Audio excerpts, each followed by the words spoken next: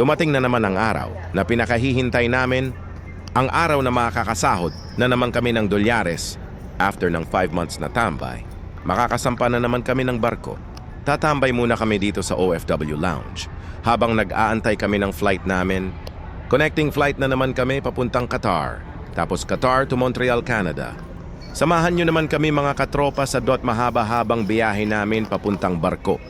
Sa mga di pa nakakaalam, please share this video lalo na sa mga Pilipinong OFW natin. May libreng pagkain at inumin dito sa OFW Lounge. Para sa paalis ng mga kababayan natin, makikita ang OFW Lounge. Sa Manila International Airport Terminal 3, passport lang yung kailangan sa entrance para makapasok dito. Malaking tulong ito sa mga kababayan natin na short sa pera habang nag-aantay paalis. Salamat sa gobyerno natin, my dot, naisip din na matino para sa mga Pilipino. Masarap yung mga pandesal at puto dito. Tapos unlimited pa hanggat kaya mo lang ubusin. Pero bawal magdala at ilagay sa plastic, mahiya ka naman. At ito yung pinakapaborito ko dito, yung tradisyonal na lugaw ng Pilipino. Masarap lalo na merong itlog na maalat, tapos fried garlic at sibuyas dahon. At dito sa kabila, pwede kayong mag-charge ng inyong mga gadgets para hindi malobat sa biyahe. At dito din yung mga drinks, magkape ka hanggat gusto mo. Marami ka din pagpipilian dito, merong mga juices at hot choco. Tara kain tayo mga tropa para hindi magutom sa biyahe.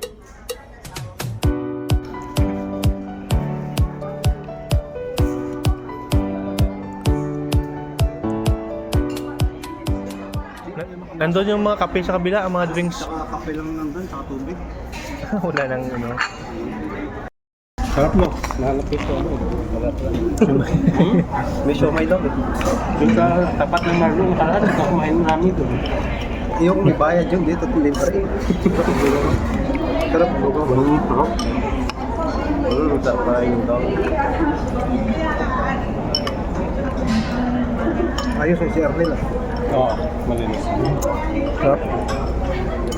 After namin kumain, boarding na yung sasakyan namin na eroplano papuntang Qatar. I'd like to apologize for we expect pushback the next and we'll have you on time landing in Doha. Thank you very much for your attention. Enjoy the flight.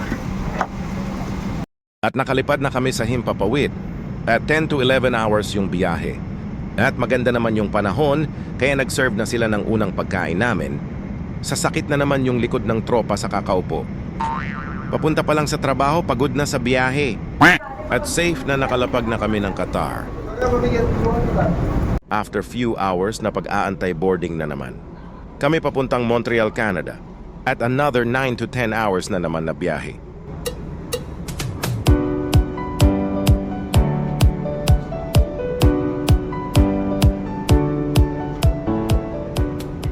Yeah, you're gonna get it again.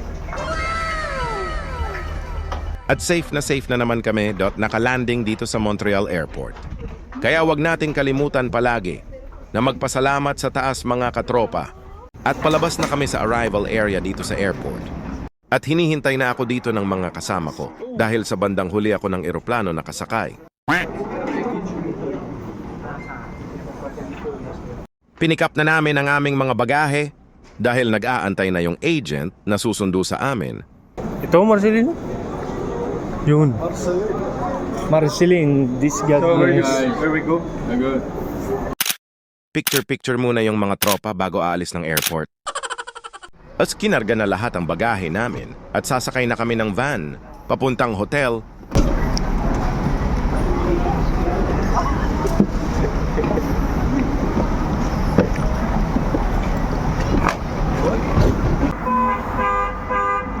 After mahigit kumulang ng 2 oras na biyahe, nandito na kami sa hotel.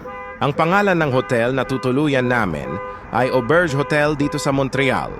Binaba na lahat ng bagahe namin para maka-check-in na para makapagpahinga. After 2 nights sa hotel, 7 a.m. in the morning. Alis na kami papuntang barko namin.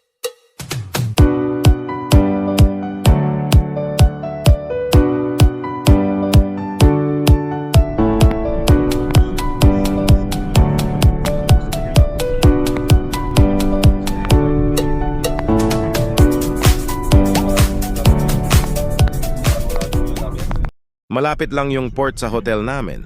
More or less 20 minutes na sa barko na kami. Nasa front seat ako nakaupo dahil pinakamalaki sa lahat ng tropa. At ito na yung barko namin, Maximilian de Gaños. Heavy lift vessel General Cargo, yung sasakyan ko na barko ngayon.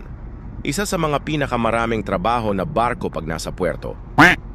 At inakyat na namin mga bagahe namin sa barko. At ito yung pinakagwapo namin. Na third officer, dala-dala yung gamit.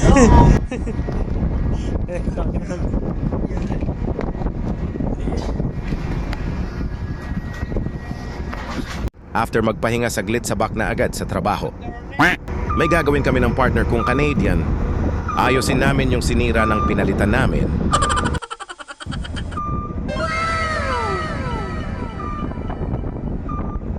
Ayusin namin yung hagdan sa labas ng crane.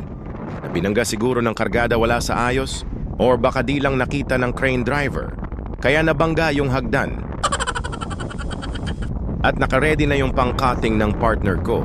Pasensya na kayo maingay kasi sobrang lakas ng hangin dito sa taas. At sinisipat muna ng partner ko kung saan niya titirahin.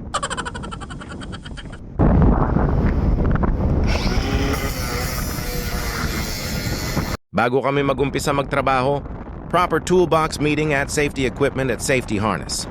Para safety tayo magtrabaho at makakauwi. Tayo nang ligtas sa pamilya natin at laging tandaan mga katropa. Dapat bago magsimula yung trabaho, dapat merong issued si Chief Officer, na working aloft permit or anuman klaseng permit. Yan depende sa trabaho. At dapat nakasignature ka dahil in case madisgrasya may insurance si Mrs. Para masaya si kumpadre, wag naman sana.